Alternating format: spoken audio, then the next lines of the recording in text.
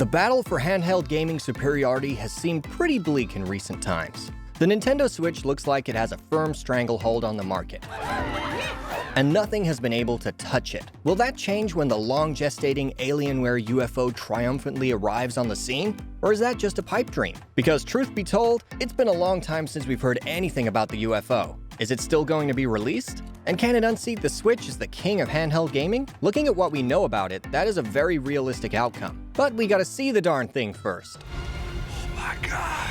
Today's video is all about the UFO versus the Switch, comparing what the two can do and what it would take for the UFO to reign supreme. You know how in real life, UFOs are almost impossible to find and some doubt their very existence in the first place? That's quite a story. Well, I'm just saying, Alienware's handheld console is also named UFO, and that seems like a pretty accurate title at this point. I'm not crazy, right? No, I'm not. At CES 2020 back in January, the Dell-owned Alienware did announce its concept UFO, right? Or did I imagine that? Has 2020 been so bad that I just made the whole thing up? No, I'm kidding. I understand that these sorts of things take time, but I at least thought we would hear more about the UFO by now, because it made such a flashy presentation. Seriously, the UFO looks awesome and does feel like a legitimate contender to the Switch. All we really saw was a conceptual prototype, but it looked awesome and looked to improve on some of the Switch's design flaws by increasing capability. For one, it's bigger and heavier.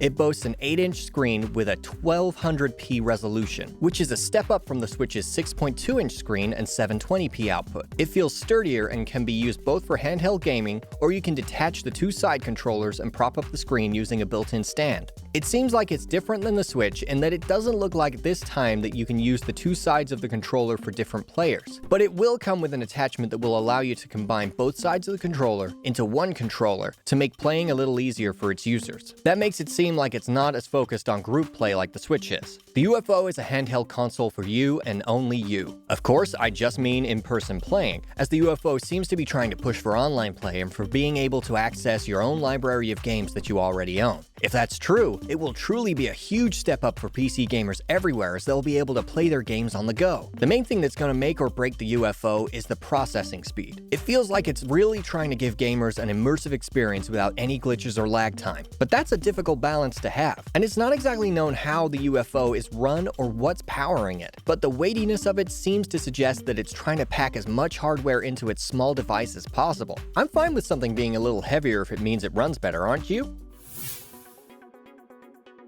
So, I've spent a lot of time talking about the UFO, but let's switch gears a bit. See what I did there? Switch? I'm hilarious.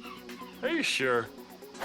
Anyways, let's talk about the Switch. Even though the UFO seems to have some amazing features, the Switch is no joke. There's a reason why it's remained so popular for so long. Its accessibility and design is amazing, and people still love it. Want proof of that? This November, when both the PS5 and the Xbox Series X became available, the Nintendo Switch was still the best-selling video game console in the US for that month, making it the 24th straight month that the Nintendo handheld held on to the top spot of the hardware chart in the US. Obviously, that doesn't include worldwide, but still, for a device that's 3 years old, it's pretty impressive. So for so long, the Switch didn't really have to upgrade or do anything different. If it wasn't broken, don't fix it, but that might change soon. There's been rumors and whispers that the Nintendo Switch is going to announce a big upgrade next year in early 2021. I'm sure of it! Which might include more computing power and better graphics. There have been minor tweaks to the Switch since its launch, but nothing on the scale of better graphics and computing power. That could be a big deal and would further cement the Switch as the leader of handheld gaming.